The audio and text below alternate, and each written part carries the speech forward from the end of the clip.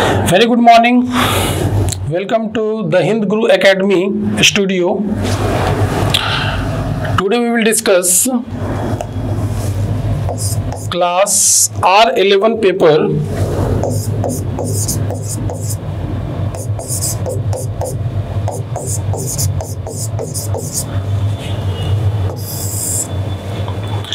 The first question is, among the following of quantum number, impossible set.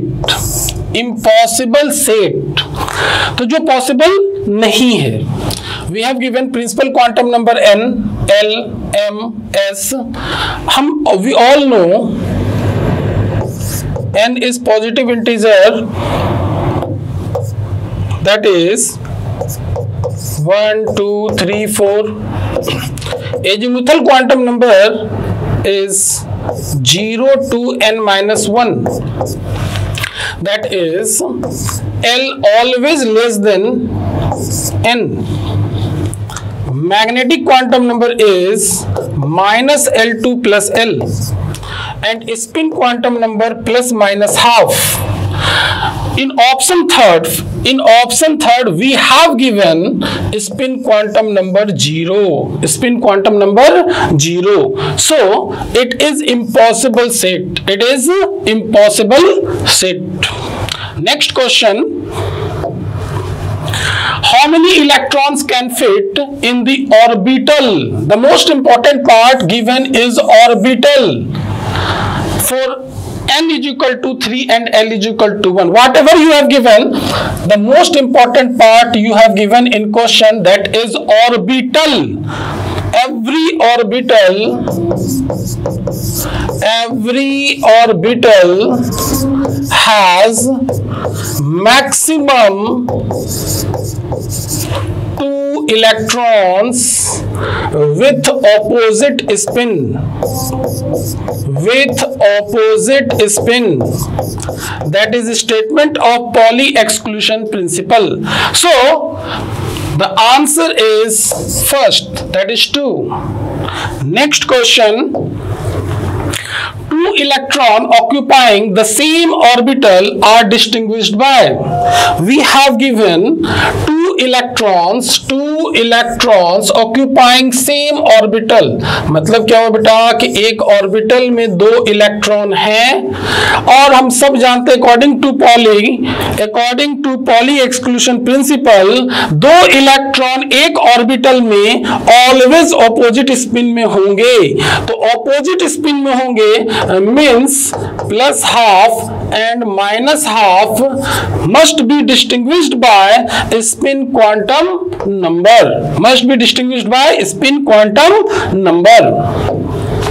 Next question.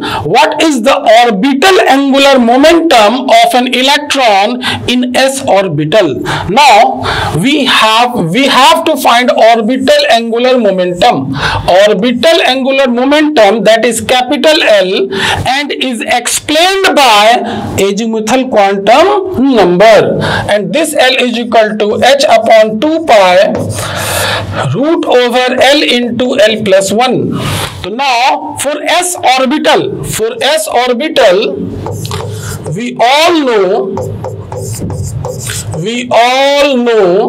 the value of azimuthal quantum number is 0. So orbital angular momentum becomes 0, and the answer is first. The next question. Maximum number of orbitals which can be held by subcell with azimuthal quantum number L in an atom is given by. Now बेटा ध्यान देंगे यहाँ पर everyone. We all know statement based. Maximum number of orbitals in a subcell is equal to 2L plus 1. So correct answer is 2L plus 1.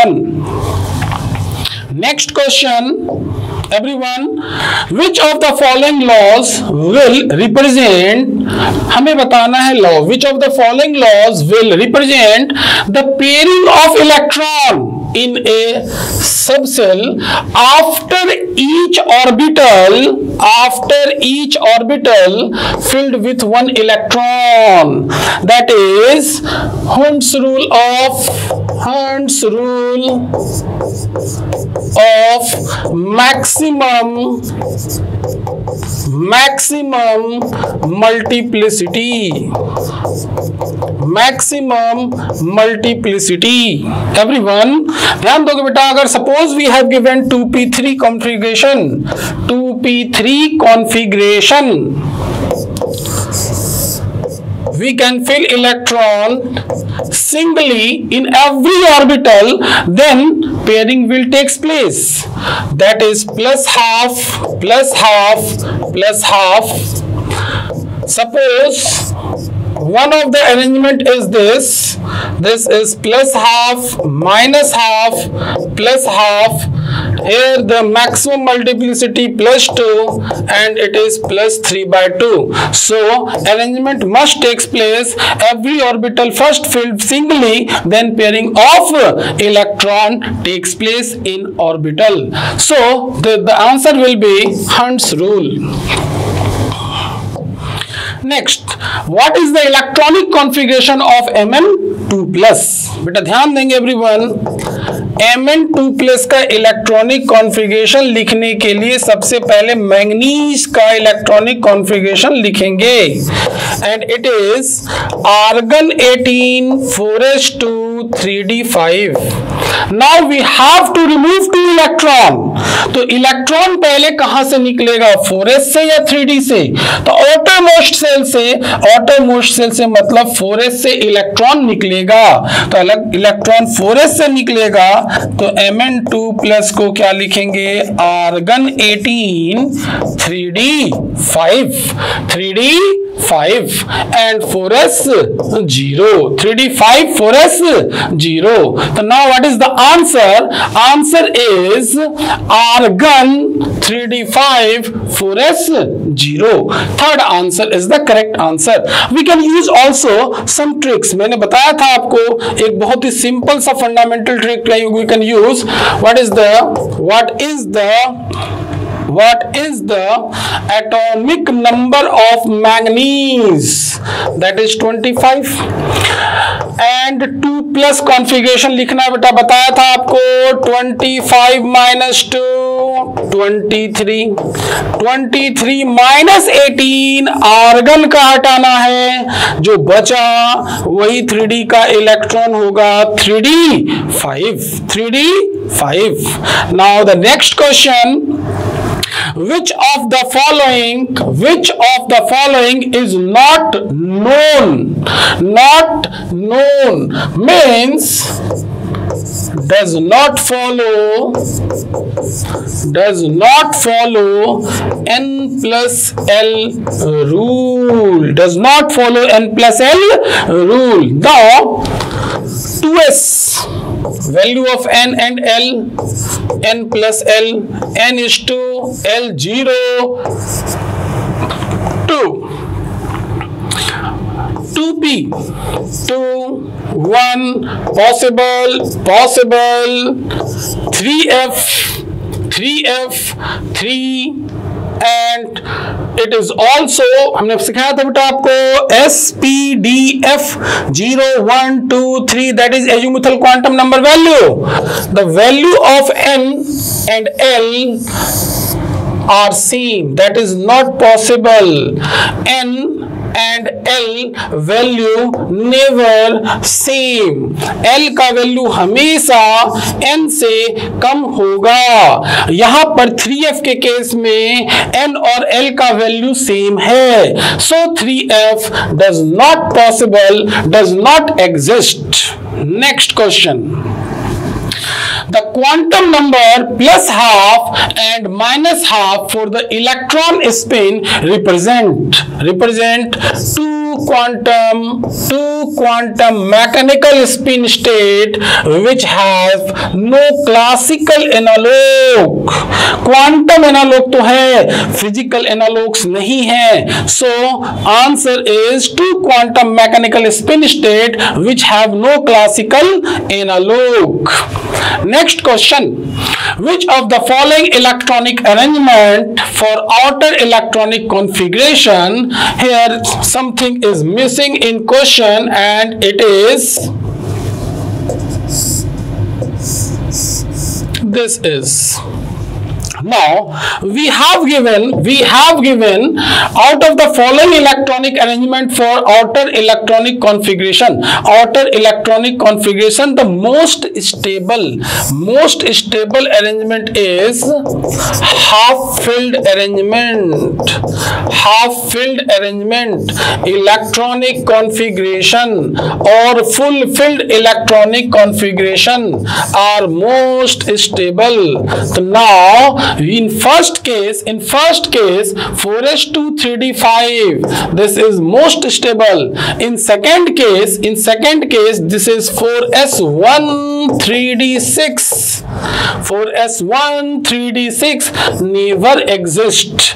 Here it is 4s1 3d6 does not exist. Here it is 4s2 3d4 violate Hund's rule. Does not exist. Violate Aufbau principle does not exist. Violate Aufbau principle does not exist. So most stable arrangement is first one, having half-filled electronic configuration. Next question. Which of the following orbital diagram violates Pauli exclusion principle? What is Pauli exclusion principle? Every orbital, in a single orbital, 2 electrons are present with opposite spin. Now here opposite spin, same spin. What is it? Same spin. So it violates Pauli exclusion principle. Next question. In hydrogen spectrum, the series of line appearing in visible region. Visible means what? Balmer series. Very simple question. Answer is Balmer series. Next question. The ratio of, again something is missing in question and it is -2. Now we have given, question is the ratio of potential energy and kinetic energy. अरे बच्चों, potential energy upon kinetic energy का ratio -2 होता है. अगर हम इसको देखना चाहें तो हम कह सकते हैं ये रहा न्यूक्लियस और ये रहा हमारा इलेक्ट्रॉन. सपोज मान लेते हैं न्यूक्लियस के पास +Ze चार्ज है, इलेक्ट्रॉन एक सिंगल चार्ज, इधर लग रहा है इलेक्ट्रोस्टैटिक फोर्स ऑफ अट्रैक्शन और ये लग रहा है हमारा Fc centrifugal force. Electrostatic force को क्या लिखेंगे हम लोग? kZe² upon r². और हम सब जानते हैं पोटेंशियल एनर्जी क्या होता है? -Fe × r. अब जरा पुट करके देखो, पोटेंशियल एनर्जी आ गया -kZe² अपॉन r. ये हमारा पोटेंशियल एनर्जी है. और हम जान रहे हैं अगर हमें सेंट्रीफ्यूगल फोर्स की बात करें तो mv²/r दिस इज. और काइनेटिक एनर्जी को हम लोग क्या जानते हैं? काइनेटिक एनर्जी को लिख सकते हैं ½mv².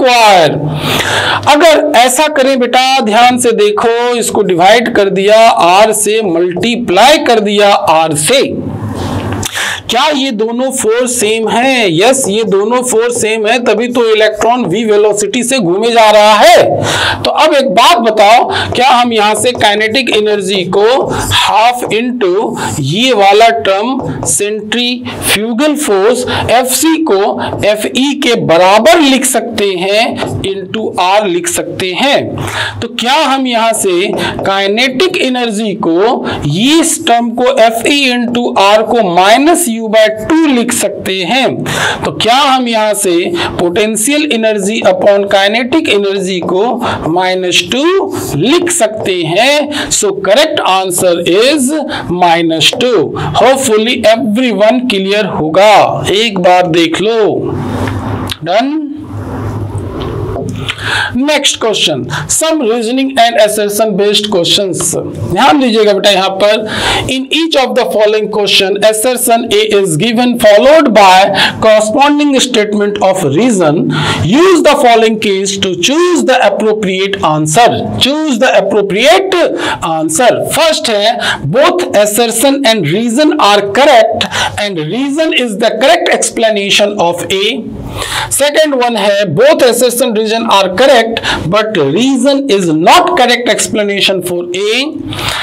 थर्ड है assertion is correct but reason is incorrect and fourth one both assertion and reason are incorrect. देख लो, जो टर्म है उसको अंडरलाइन कर लो।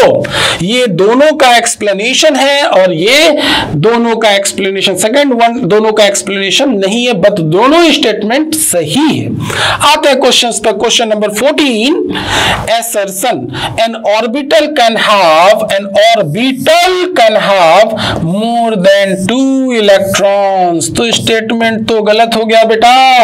एक ऑर्बिटल में मैक्सिमम 2 ही इलेक्ट्रॉन होंगे विथ ऑपोजिट स्पिन होंगे। पॉली एक्सक्लूशन प्रिंसिपल का वायलेशन हो गया। assertion गलत है, ऑप्शन से तो आंसर 4 ही आएगा। एक बार फिर से पढ़ लेते हैं रीजन को। The 2 electrons in an orbital create same magnetic field। एकदम नहीं, कैसा मैग्नेटिक फील्ड होगा? Opposite magnetic field. So answer is 4। So answer is 4। Now question number 15, on increasing the intensity of incident radiation the photoelectrons eject and their kinetic energy remains same। एकदम सही statement है। we all know intensity of light directly proportional to number of photoelectrons। मतलब intensity of light को अगर बढ़ाएंगे तो number of photo electrons बढ़ेगा, kinetic energy नहीं। काइनेटिक एनर्जी रिमेन्स सेम रहेगा, रिमेन्स सेम रहेगा, उसमें कोई चेंज नहीं होगा। Kinetic energy depends on frequency of light, incident light, frequency of incident light। तो नाउ जी बच्चों एकदम क्लियर हो गया कि पहला स्टेटमेंट तो सही है। Increasing the intensity of incident radiation the photoelectrons are ejected and their kinetic energy remain same. Statement is correct. Reason, greater the intensity means greater the energy। ये बात सही नहीं है। Which terms means greater the frequency of radiation। एकदम नहीं। तो मतलब answer इसका ऑप्शन थर्ड होगा, ऑप्शन थर्ड होगा। Next Question number 16, in Rutherford's gold foil experiment very few alpha particles are deflected back। yes, out of 20,000 one reflected back, मतलब very few reflected, क्या होगा? deflected back। एकदम सही। ऐसा क्यों होता है? क्योंकि ऐसा माना गया, ऐसा देखा गया कि जो न्यूक्लियस है पॉजिटिवली चार्ज इन नेचर है, एटम्स के सेंटर पर एक हैवी मास है जो इलेक्ट्रॉन जब हमारा अल्फा पार्टिकल जब बम्बार्डमेंट कराएंगे, अल्फा पार्टिकल कैसा होता है? पॉजिटिवली चार्ज होते हैं। जब अल्फा पार्टिकल का बम्बार्डमेंट कराएंगे तो एक सर्टेन डिस्टेंस के बाद न्यूक्लियस उस पार्टिकल को रिपेल करना शुरू करेगा, जो हम लोगों ने पढ़ा था, this is called distance of closest approach. तो वहां पर क्या होगा? डिफ्लेक्टेड बैक होगा। तो पहला स्टेटमेंट तो सही है, nucleus present inside the atom is heavy. Yes, it is heavy because बहुत ज्यादा मास है। तो मतलब option 2 is correct, not explanation of statement 1, not explain statement 1. Next question, which shape is associated with the orbital N4L0? N4L0, it means it is 4s. It is 4s. and s कैसा होता है? Spherical होता है, symmetrical होता है। So answer first होगा। Next question, largest number of molecules in, we have given 36 gram of water. First option is 36 gram of water. We have to find largest number of molecule. बेटा एक बात बताओ, number of molecules क्या होंगे? is equal to number of moles into Avogadro number होंगे। Avogadro number तो constant है, तो मतलब number of molecules directly proportional to number of moles होंगे। जिसका जितना ज्यादा मोल्स होगा उसके मॉलिक्यूल्स उतने ही ज्यादा होंगे। तो पहला ऑप्शन है 36 ग्राम ऑफ वाटर। तो बेटा नंबर ऑफ मोल क्या हो जाएगा? गिवन मास अपॉन में मोलर मास, दैट इज 2। दूसरा ऑप्शन है हमारे पास 28 ग्राम ऑफ कार्बन मोनोऑक्साइड। इसका मतलब नंबर ऑफ मोल हमारा हो जाएगा 28/28 1 मोल। थर्ड ऑप्शन है 46 ग्राम ऑफ इथाइल एल्कोहल। तो बेटा नंबर ऑफ मोल हो जाएगा given mass upon molar mass, that is 1। और फोर्थ ऑप्शन है हमारे पास, दैट इज 28 और 16 कितना हो गया? 34 44 ग्राम ऑफ N2O। तो इसका मोलर मास कितना हो जाएगा बच्चों? 28 + 16 that is 44। Given mass is also 44, molar mass 44 1। सबसे ज्यादा नंबर ऑफ मॉलिक्यूल्स कहां है? फर्स्ट में है। So correct answer is first. Have a look. Next question. Question number 19. If 0.1 mole of BaCl2 is mixed with 0.20 mole of Na3PO4, maximum number of moles of Ba3PO4 whole twice can be formed. Oh my God! You have given both the reactant both the reactant and you have to find one of the product. Problem must belongs to limiting reagent, must belongs to limiting reagent, और limiting reagent के लिए चाहिए एक balanced equation, balanced equation, और हमारे पास balanced equation given है, देखो ध्यान से 3BaCl2 plus 2Na3PO4 gives Ba3PO4 whole twice, plus में कितने हो गए बच्चों 6NaCl। According to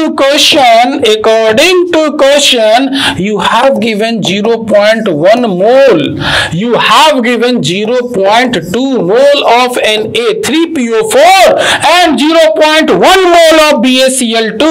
तो लिमिटिंग रिएजेंट के लिए आपको सिखाया था 0.1/3, 0.1 अपॉन स्टोइचोमेट्रिक कोफिशिएंट, और ये 0.2 अपॉन स्टोइचोमेट्रिक कोफिशिएंट, ये 0.1 है और ये 0.1 से कम है। सो BaCl2 हमारा LR है, BaCl2 हमारा LR है। तो प्रोडक्ट फॉर्मेशन हमें बताना है Ba3PO4 होल ट्वाइस कितने बनेंगे।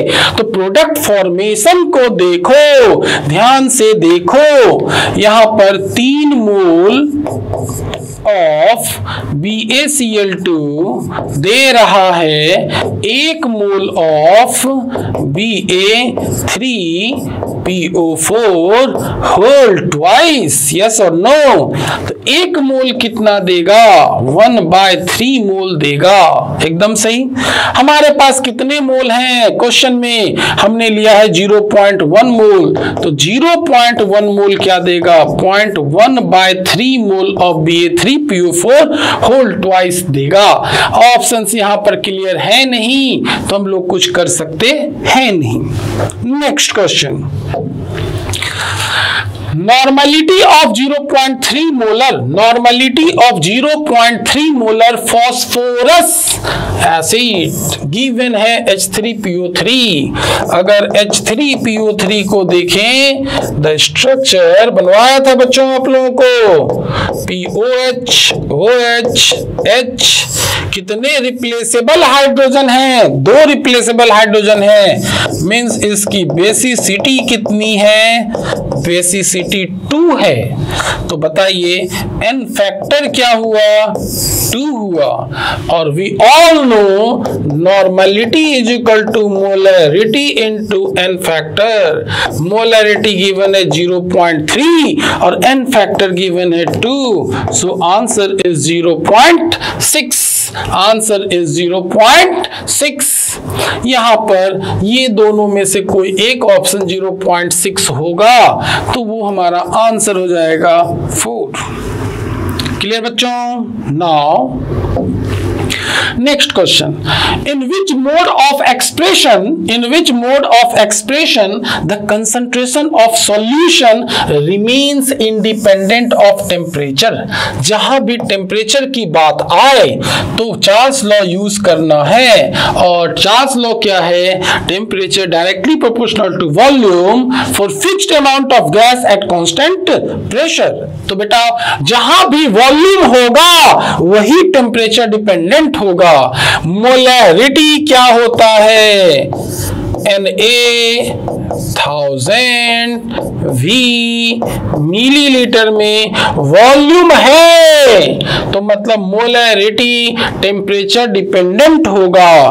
नॉर्मलिटी क्या होता है, WA1000 upon EA into volume in millilitre. Again volume है, मतलब ये भी टेम्परेचर डिपेंडेंट है। मोलरिटी क्या होता है, WA1000 upon MA into WB। यहां पर वॉल्यूम नहीं है, वॉल्यूम से इंडिपेंडेंट है, सो ये टेम्परेचर भी इंडिपेंडेंट है। So correct answer becomes molality. Clear बच्चों? Next question, organic compound contain 4% sulphur जिसकी एटॉमिसिटी 1 है, minimum molecular mass of organic compound क्या होगा? देखो एक फॉर्मूला बनाया था हम सब ने, percentage of an element in A compound is equal to atomicity of that compound of that element into atomic mass of element upon molar mass of compound. Molar mass of compound, देखो percentage of element कितना है हमारे पास? हमारे पास है 4%। 4% मतलब 4 upon, sorry फॉर्मूले में एक और चीज कर देते हैं, सॉरी, इनटू 100, तो this is now 4 is equal to, we have given atomicity 1 into atomic mass of sulfur। Sulphur का एटॉमिक मास हो गया 32, अपॉन में हमें निकालना है मोलर मास, ऊपर हो गया 100। तो बताओ मोलर मास कितना हो जाएगा? 800 AMU।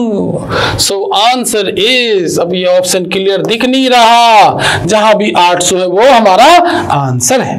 Everyone clear? Now next question. We have given density of 1 molar NaCl. 1 molar NaCl solution is 1.03 gram per ml. The molality of solution is, we use direct formula, we all know molality is equal to 1000 m upon 1000 d minus MMA। यहां पर m हमारा molality है, capital M हमारा molarity है, D हमारा density है जो किसमें होना चाहिए? इन ग्राम पर ml में होना चाहिए, और Ma हमारा मोलर मास ऑफ सॉल्यूट है, ढूंढ लो सब कुछ। NaCl सॉल्यूट हो गया, जिसका मोलर मास आराम से निकाल सकते हैं 58.5, मोलैरिटी गिवन है सवाल में, डेंसिटी गिवन है सवाल में, इन ग्राम पर ml में, तो क्या हम यहां से मोलैलिटी निकाल सकते हैं by using this formula? Yes we can. Please देखिए next question, oxidation number of oxygen in OF2। Oxygen का निकालना है, fluorine most electron negative element, -1, x -2 0, x is equal to +2। So correct answer is 1, that is +2। Oxidation number of bromine from left to right, इधर से इधर चलना है, left से right चलना है। जरा देखो, इस ऑक्सीजन के कारण यहाँ डबल बॉन्ड है, क्या हो जाएगा? +2।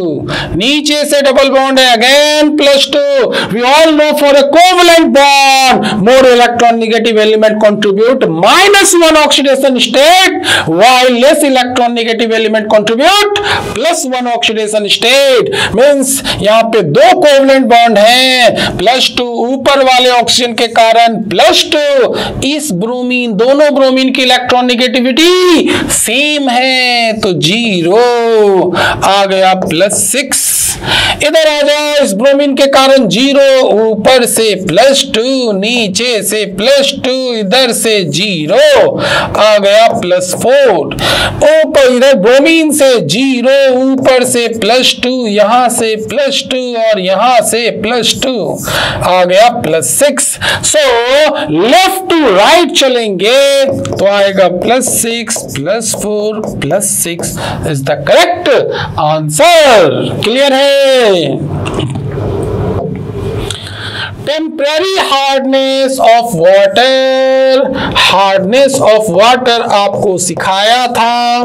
हार्डनेस ऑफ वाटर जो होते हैं वो कैल्शियम और मैग्नीशियम आयन के कारण होते हैं और basically bicarbonate, chloride and sulphate के कारण होते हैं। बेटा बाइकार्बोनेट, क्लोराइड एंड सल्फेट के कारण होते हैं। बाइकार्बोनेट के कारण टेम्पररी हार्डनेस और क्लोराइड एंड सल्फेट के कारण परमानेंट हार्डनेस होता है। और डिग्री ऑफ हार्डनेस को मेजर करते हैं ppm of calcium carbonate. So correct answer is calcium bicarbonate. Volume strength of 1 molar H2O2. Question number 27. Volume strength of 1 molar H2O2. We all know volume strength of H2O2 को हमने define किया था 1 normal H2O2 के लिए 5.6 volume, 5.6 volume. We have given molarity 1. N factor of H2O2 is 2 and we know normality is equal to molarity into N factor. So it is normality is 2. 1 normal H2O2 has volume strength 5.6 volume. So 2 normal H2O2 is equal to 5.6 into 2 volume, that is 11.2 volume. देख लो जो answer हो वही सही answer है। Everyone clear? Now calculate percent free SO3 in oleum having labeling 118%, 118% H labeling है। और आपको बहुत ही सिंपल सा फॉर्मूला बताया था परसेंट फ्री SO3 के लिए ऑलवेज यूज 80x अपॉन 18 और इसको रिप्रेजेंट करने बताया था 100 प्लस 18, 100 प्लस 18 और यही 18 हमारा x है। तो नाउ अकॉर्डिंग टू क्वेश्चन हमारा 80 into 18 upon 18 is equal to 80% is the answer. जहां भी 80% आंसर दिखे वो हमारा आंसर है। Now 10 ml of unknown hydrocarbon, मान लेते हैं अननोन हाइड्रोकार्बन, लेट CXHY हमारा अननोन हाइड्रोकार्बन है, अननोन हाइड्रोकार्बन है। On combustion gives 20 ml of CO2 and 30 ml of H2O under standard condition. The simplest formula of unknown hydrocarbon will be. Okay बच्चों देखो तो CXHY का combustion करा दिया, मिला CO2 and H2O। हमें दिया हुआ क्या है? हमें दिया है CXHY जो 10 ml है, स्टैंडर्ड कंडीशन का रहा है तो वही हमारा मोल है।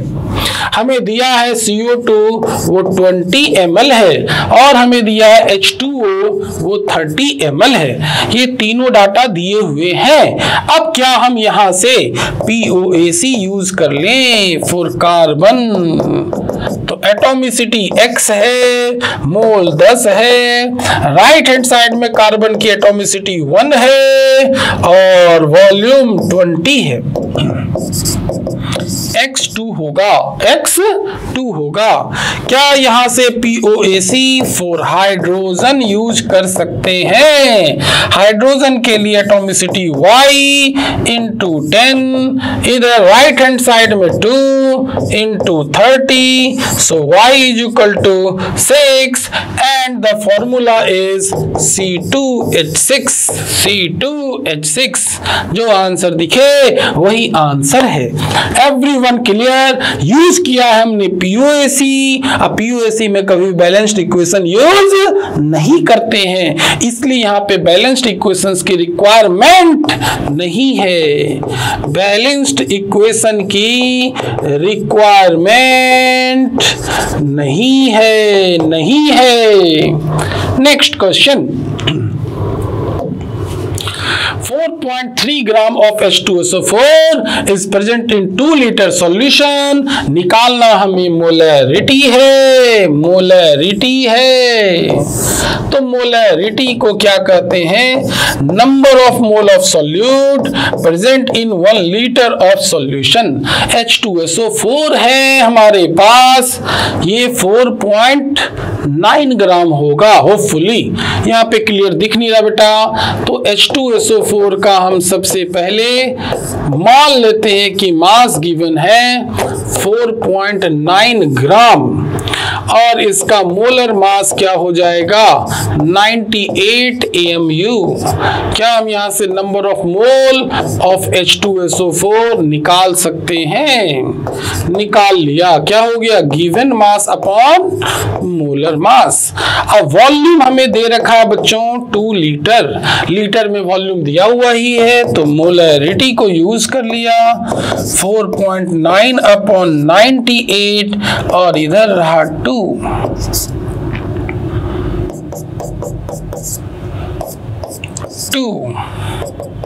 1/400 ऐसा कुछ आ रहा है, या तो ऊपर डाटा गलत है, डाटा सही होता तो फिर हम लोग उसको कर पाते।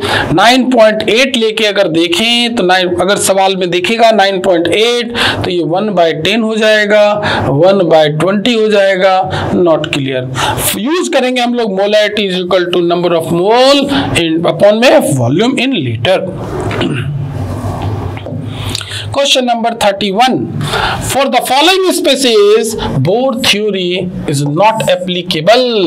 Bohr theory सिर्फ और सिर्फ यूनी इलेक्ट्रॉनिक स्पेसीज के लिए एप्लीकेबल है। यहां देखो, अगर हमारे पास Be3+ है तो मतलब एक इलेक्ट्रॉन है, बेरिलियम का 4 होता है। Li2+ है तो भी हमारे पास एक इलेक्ट्रॉन है। हीलियम 2+ अगर लेते हैं तो हमारे पास 0 इलेक्ट्रॉन है। So correct answer is He2+। Next question, Which of the following pair is isoelectronic species? Isoelectronic species आपको सिखाया था, क्या सिखाया था? जिसमें सेम इलेक्ट्रॉनिक कॉन्फ़िगरेशन हो, इलेक्ट्रॉनिक कॉन्फ़िगरेशन हो, उसको आइसो इलेक्ट्रॉनिक स्पीसीज कहते हैं। अगर हम बेटा ऑप्शन नंबर 2 को देखें, ऑप्शन नंबर 2 में K+, that is argon 18, Cl- that is argon 18 और Ca2+ that is argon 18. So correct answer is 2, having same electronic configuration. Next question, probability of finding px electron 0 हो। जब px की बात कर रहे हैं, px की बात कर रहे हैं तो डंबल शेप्ड होता है। ये रहा डंबल शेप्ड, ये रहा डंबल शेप्ड, ये x एक्सिस पर है, ये y है और ये ले लेते हैं हम z। क्या हमें इस जोन में इलेक्ट्रॉन मिल रहा है? क्या नहीं मिल रहा? This is nodal plane, this is nodal plane. तो एक नोडल प्लेन हमारा है और वो कौन सा है? YZ है। वो क्या है? YZ है। तो इलेक्ट्रॉन 0 कहां मिलेगा? यहां पर इलेक्ट्रॉन 0 होगा। तो correct answer is YZ plane. बेटा एक बात आपको ट्रिक बताया था, px में क्या नहीं है? YZ नहीं है। यही नोडल प्लेन है, यही नोडल प्लेन है। Next question, maximum number of electrons present in n is equal to 4. We all know maximum number of electrons in a shell is equal to 2n square. N is principal quantum number. N is principal quantum number. So now we have 2 into 4 का whole square, that is 32. That is 32 is the correct answer. 32 is the correct answer. Now everyone, next question. Total number of nodal plane, total number of nodal plane with quantum number n1 l1 n1 sorry n1 तो हो ही नहीं सकता, n1 तो हो ही नहीं सकता। तो हम देखें इसको, ये हमारा क्वेश्चन में दिया होगा n2 l1, n2 l1 मतलब हो गया हमारा 2p। क्या हो गया हमारे पास? 2p। कह रहा नोडल प्लेन, p का मतलब हो गया बेटा हमारे पास px, py and pz। px, py and pz। तो px में क्या नहीं है? yz नहीं है। py में क्या नहीं है? xz नहीं है। pz में क्या नहीं है? xy नहीं है। तो कितने नोडल प्लेन हुए? 3 नोडल प्लेन हुए। सो answer is 3। Answer is 3। Question number 36, section B. Section B. Magnetic moment of Fe3 plus ion. Fe3 plus ion.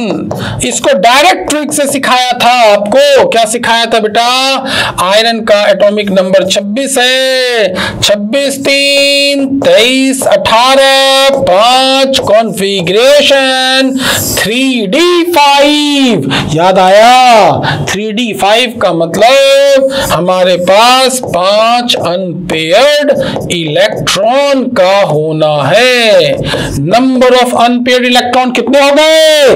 5 हो गए। और we know that mu is equal to root over n into n plus 2 bm Bohr magneton. So mu is equal to 5.8 Bohr magneton is the correct answer. जहां भी 5.8 Bohr magneton दिख रहा है वही हमारा आंसर है। Next question number 37, number of radial node. Number of radial node, we all know radial node is equal to n minus l minus 1। n हमारा principal quantum number, l हमारा azimuthal quantum number है। तो बेटा अगर हम 2s की बात करें, n l radial node, radial node ले लिया हमने, that is n minus l minus 1। 2s और 3p पूछ रहा है। 2 0 3 1। Radial node 2 minus 0 minus 1 1, 3 minus 1 minus 1 1। So correct answer is 1 comma 1, 1 comma 1। आसान। Next, not accordings to Aufbau principle. जो Aufbau principal को ओबे ना करता हो। अफवाह प्रिंसिपल क्या कहता है? इलेक्ट्रॉन पहले लोअर एनर्जी स्टेट से हायर एनर्जी स्टेट की तरफ जाएगा। मतलब इलेक्ट्रॉन पहले लोअर एनर्जी स्टेट में भरेगा, फिर हायर में जाएगा। तो देखो तो यहां पर 2s भर गया, भर गया, 2s भर गया, भर गया, 2s भरा नहीं भरा और इलेक्ट्रॉन 2p में चला गया। सो करेक्ट आंसर इज 3। बिना 2s के भरे इलेक्ट्रॉन 2p में चला गया, अफवाह को वायलेट कर रहा है। Next question, question number 39, following increasing order of energy. Increasing order of energy के लिए N+L रूल को यूज करेंगे। किसको यूज करेंगे? N+L रूल को यूज करेंगे। तो M का तो कोई रूल है ही नहीं। N+L हो गया 3, N+L हो गया 4, N+L हो गया 4, N+L हो गया 5। इतना तो तय है कि 4 का सबसे ज्यादा होगा। और उसके बाद 2 और 3 में बात करेंगे, सबसे लास्ट में हमारा 1 होगा।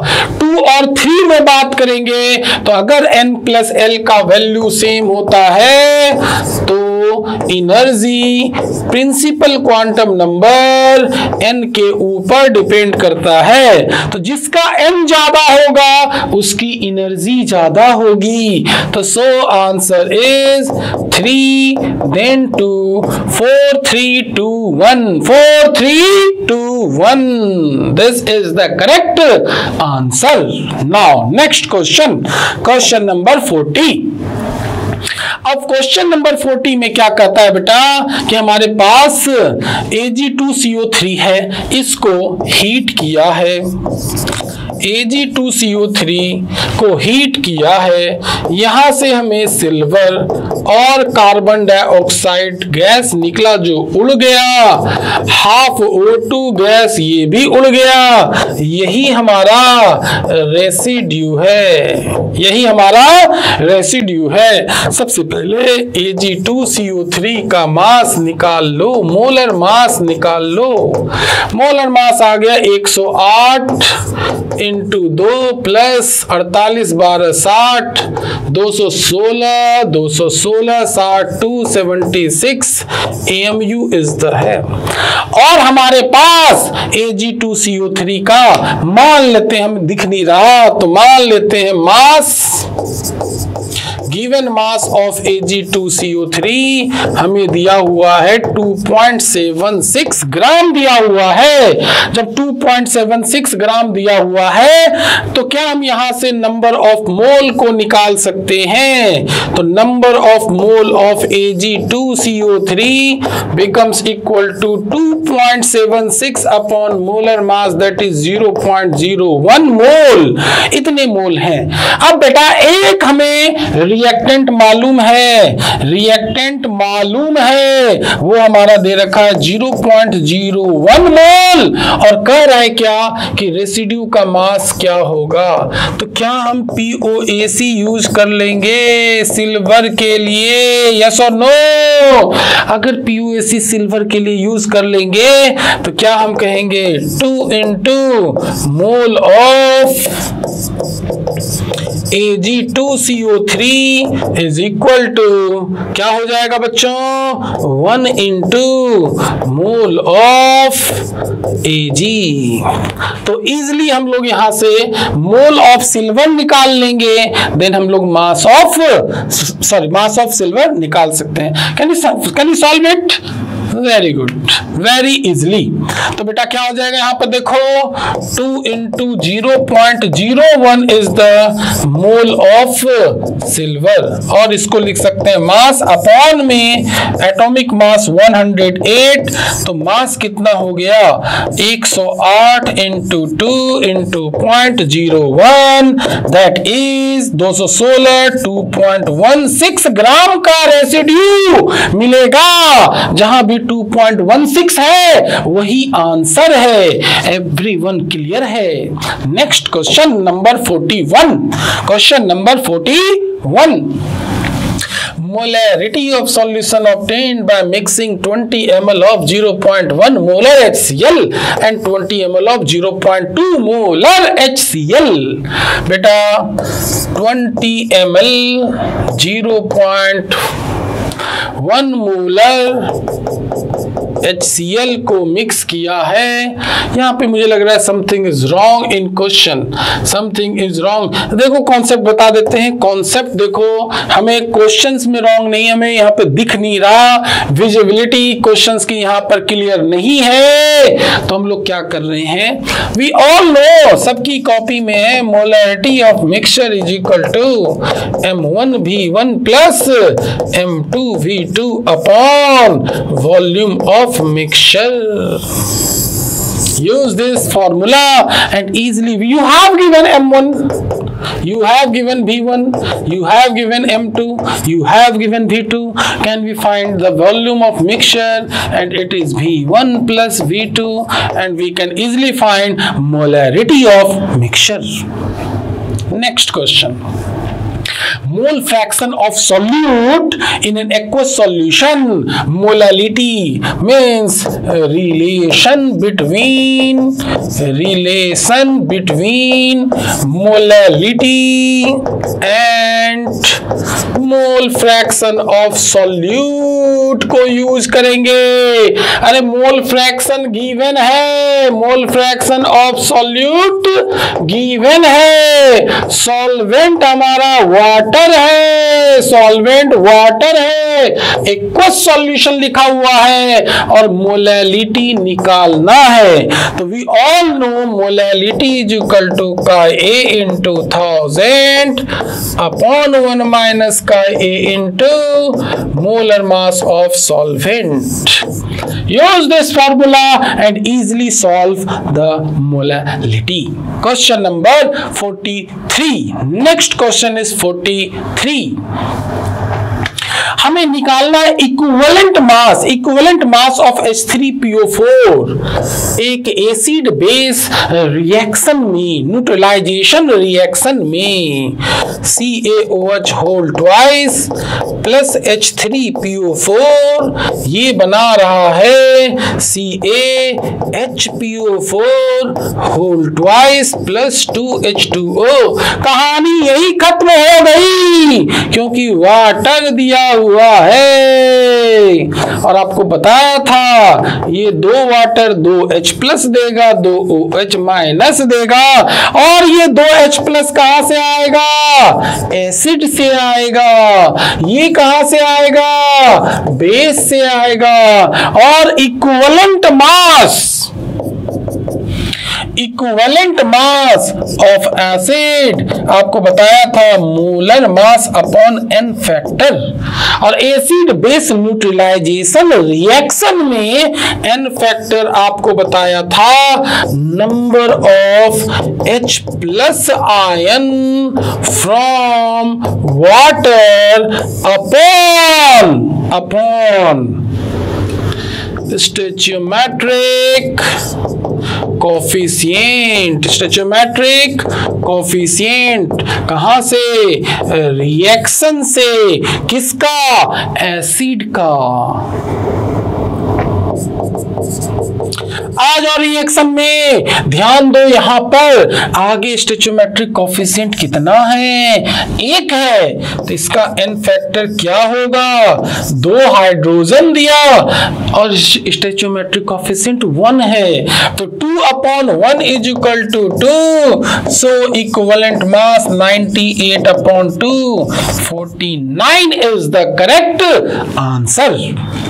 Now, next question is question number 44. Question number 44, हमें इसको बैलेंस करना है और हमें एसिडिक मीडियम गिवन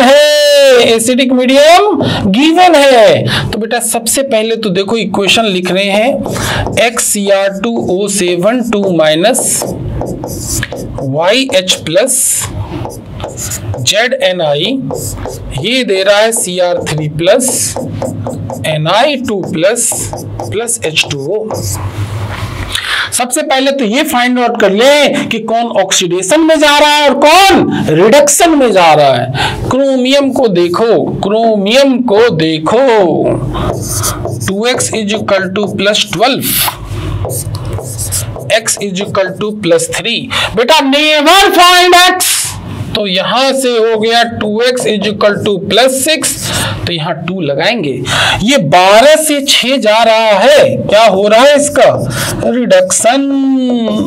क्या हुआ इसका रिडक्शन। अब दूसरा कलर ले लेते हैं, ले लिया बेटा। यहां देखो निकल x इज इक्वल टू 0 और यहां पर निकल x इज इक्वल टू +2। तो ये 0 से +2 क्या हुआ ऑक्सीडेशन। तो अब हमें पता चल गया कि कौन ऑक्सीडेशन में जा रहा है और कौन रिडक्शन में जा रहा है। तो देखो तो जरा ध्यान से, सबसे पहले ऑक्सीडेशन हाफ रिएक्शन। भाई साहब ये तो हमारा Ni है जो जा रहा है Ni2+ में। ना तो हाइड्रोजन है ना ऑक्सीजन है, सीधा आयन को बैलेंस करना है। इधर 2 इलेक्ट्रॉन दे दे, आयन बैलेंस्ड हो गया, आयन बैलेंस्ड हो गया। अब आते हैं रिडक्शन हाफ रिएक्शन पर। रिडक्शन हाफ रिएक्शन में Cr2O7 2- जा रहा है 2Cr3+ में। देखो 2Cr3+ में, यहां पर 7 ऑक्सीजन है, यहां पर 7 ऑक्सीजन है। एसिडिक मीडियम में जहां जितना ऑक्सीजन कम हो उतना ग्लास पानी पिलाओ, पिला दिया। देखो 7H2O पिला दिया। और वाटर को बैलेंस करने के लिए उल्टे हाथ पर डबल द H+ डालो, ये 14H+ को डाल दिया। अब देखो तो बेटा इलेक्ट्रॉन आयन को बैलेंस करो, इधर है -2, इधर है +14 मतलब +12, इधर है +6, तो इधर +12 इधर +6 है। डेफिनेटली यहां पर 6 इलेक्ट्रॉन को ऐड करेंगे, 6 इलेक्ट्रॉन को ऐड करेंगे। अब आ जाते हैं, हमारे पास रिएक्शन तैयार बैठा है। सबसे पहले तो निकल है, ये निकल जा रहा है Ni2+ में और यहां पर 2 इलेक्ट्रॉन का लॉस है। और रिडक्शन में Cr2O7 2- जो है वो 14H+ अब प्लस में 6 इलेक्ट्रॉन के साथ में 2Cr3+ + 7H2O में जा रहा है। लॉस है 2 इलेक्ट्रॉन का, गेन है 6 इलेक्ट्रॉन का। कैसे मुमकिन है, दोनों को बराबर करो। अरे दोनों को बराबर करो, दोनों को बराबर कर दिया, लॉस गेन गया। अब देखें जरा क्या आ रहा है इक्वेशन। Cr2O7 2- + 14H+ प्लस में 3Ni gives 2Cr3+ + 3Ni2+ और प्लस में 7H2O। एकदम सही। अब पहले तो आंसर मत मिलाओ, यही तो सब गलतियां करते हैं। आंसर मत मिलाओ, पहले चेक करो। पहले क्या करोगे, चेक करोगे। चेक कैसे करेंगे, चेक कैसे करेंगे। यहां पर -2, यहां पर +14, यहां पर +6 और यहां भी +6, इधर +12 हुआ, इधर भी +12 हुआ। आयन बैलेंस्ड है, मतलब इक्वेशन बैलेंस्ड है। तो इसका मतलब ये हुआ। अब सवाल पे आते हैं और कंपेयर कर लेते हैं। x हमारा क्या हुआ, 1 हुआ। x क्या हुआ, 1 हुआ। y क्या हुआ, 14 हुआ। y क्या हुआ, 14 हुआ। और z क्या हुआ, 3 हुआ। तो ऑप्शन देख लेते हैं, 1 14 3, 1 14 3 is the correct answer. Everyone clear है? Thank you. देख लो जरा यहां पे 44 को। Question number 45 now. 45. Volume of 0.1 molar KMnO4 is required to oxidize 100 ml of 0.2 molar ferrous sulfate in acidic medium. अरे बेटा KMnO4 क्या है? KMnO4 एक ऑक्सीडाइजिंग एजेंट है। FeSO4 क्या है? एक रिड्यूसिंग एजेंट है। प्रॉब्लम बिलोंग कर रहा है रेडॉक्स टाइट्रेशन से, रेडॉक्स टाइट्रेशन से। जहां यूज करेंगे milli equivalence of oxidising agent is equal to milli equivalence of reducing agent. Milli equivalence of oxidising agent is equal to milli equivalence of reducing agent. अब आ जाओ हमारे पास मिली equivalence, molarity मालूम है KMnO4 का, तो मतलब हो गया milli equivalence of KMnO4 is equal to milli equivalence of FeSO4। FeSO4। अब बेटा यहां मोलैरिटी है तो normality into volume in millilitre use करेंगे, इधर भी normality into volume in millilitre use करेंगे। दोनों जगह जाओ। अब हमें नॉर्मलिटी हम तो जानते हैं, नॉर्मलिटी होता है मोलैरिटी इनटू एन फैक्टर, हमें तो एन फैक्टर चाहिए। एन फैक्टर KMnO4 का एन फैक्टर होता है एसिडिक मीडियम में एन फैक्टर 5, तो KMnO4 का तो हो गया। KMnO4 FeSO4 को ऑक्सीडाइज करेगा, FeSO4 में Fe+2 में है तो वो Fe+3 में जाएगा, तो चेंज इन ऑक्सीडेशन स्टेट कितना है? 1 का है, एन फैक्टर 1 है। FeSO4 का एन फैक्टर 1 है। अब आ जाइए, तो यहां लगाया मोलैरिटी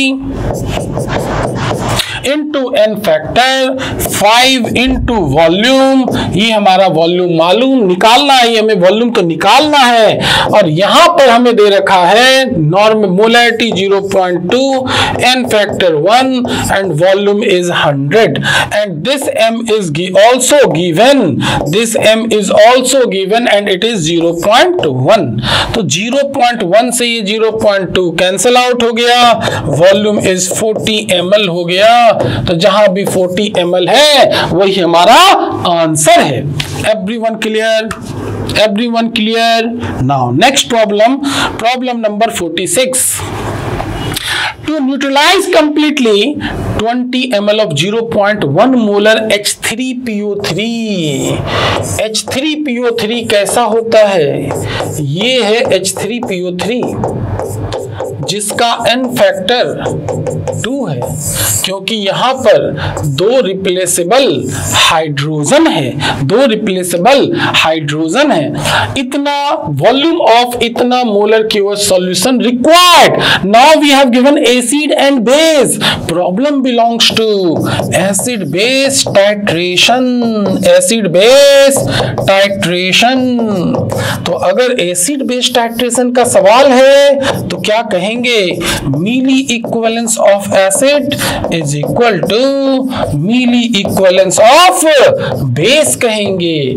आया समझ में? अब देखो तो एसिड कौन है हमारा?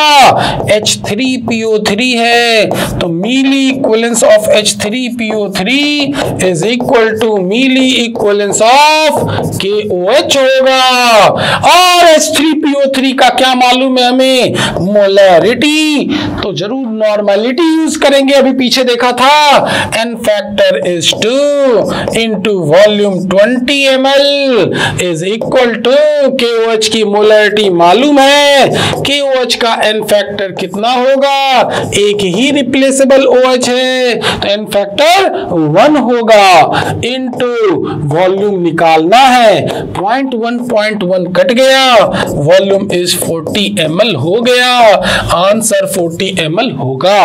Very simple everyone, very simple. Yes, it is very simple. Next question number 47. You have given for a reaction N2 gas plus 3H2 gas gives 2NH3. Identify H2 as a limiting reagent. अरे वाह कमाल है, H2 को कह रहा है बताओ limiting reagent है, कहां पर है? तो बेटा हम सब जान रहे हैं, हमारे पास रिएक्शन मालूम है N2 gas plus 3H2 gas gives 2NH3 gas, ये दिया हुआ है। अब हम जानते हैं, तुम्हें बताया था लिमिटिंग रीजेंट के लिए क्या करना है, गिवन मोल अपॉन स्टोइचोमेट्रिक कोफिशिएंट को लगाना है। आओ भाई देख लो यहां पर, पहला ऑप्शन से चले। पहला ऑप्शन में क्या है, ये ऐसा कर लेते हैं, यहां पहला ऑप्शन ले लेते हैं। देखो पहला ऑप्शन में 2 मोल ऑफ N2, तो ये गिवन मोल 2 है और स्टोइचोमेट्रिक कोफिशिएंट 1 है। और यहां पर भी है 2 मोल ऑफ H2, तो ये 2 मोल है और अपॉन में 3 है। कमाल हो गया, ये 2 है और ये 2/3 है, तो जरूर यही लिमिटिंग रिएजेंट है। आगे बढ़ने की जरूरत क्या है, आंसर इज फर्स्ट। हाँ, चेक करना चाहो तो सारे ऑप्शन में पुट करके देख लो। This is the basic methodology जो हम लोग जानते हैं। अब देखिए क्वेश्चन नंबर 48 कह रहा है क्या, n factor of ferrous oxalate in presence of oxidising agent. अरे बेटा ऑक्सीडाइजिंग एजेंट क्या करेगा, FeC2O4 को ऑक्सीडाइज करेगा। मतलब सबसे पहले FeC2O4 को तोड़ के तो देखें। यहां पर केटायन फेरस है, एनायन ऑक्सलेट है। केटायन फेरस है, एनायन ऑक्सलेट है, तो मतलब फेरस भी ऑक्सीडाइज हो जाएगा फेरिक में।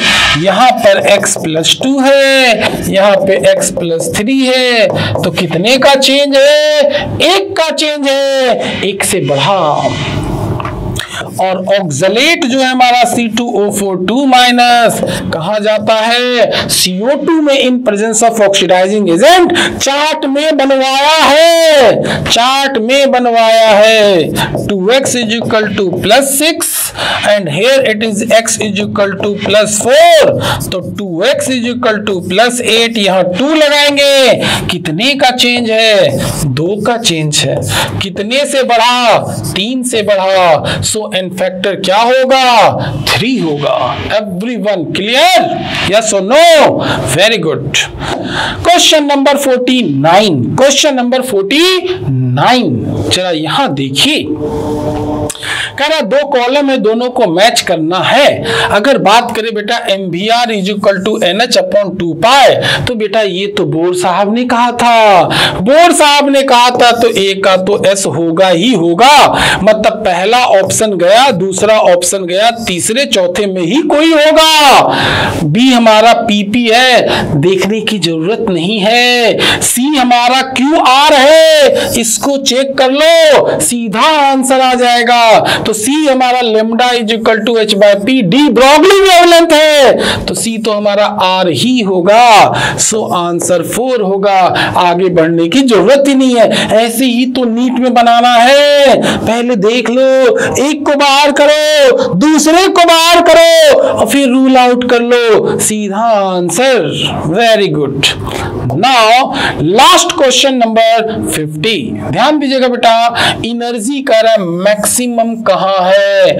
अरे भाई बच्चों, साइ वेव फंक्शन NLM को बताता है। तो बेटा एनर्जी N+L के ऊपर डिपेंड करता है, N+L के ऊपर डिपेंड करता है। तो सबसे पहले तो साइ 100 की बात करें तो N का वैल्यू, L का वैल्यू, M से हमें कोई लेना देना है नहीं, तो N+L का वैल्यू 101। साइ 200 202, साइ 320 325 और साइ 400 404।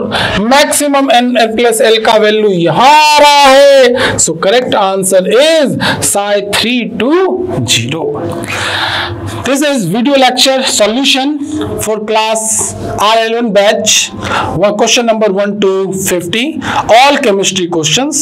Hopefully you all understand how to solve the question, how to approach the question. The most important part, how to approach the question. Thank you.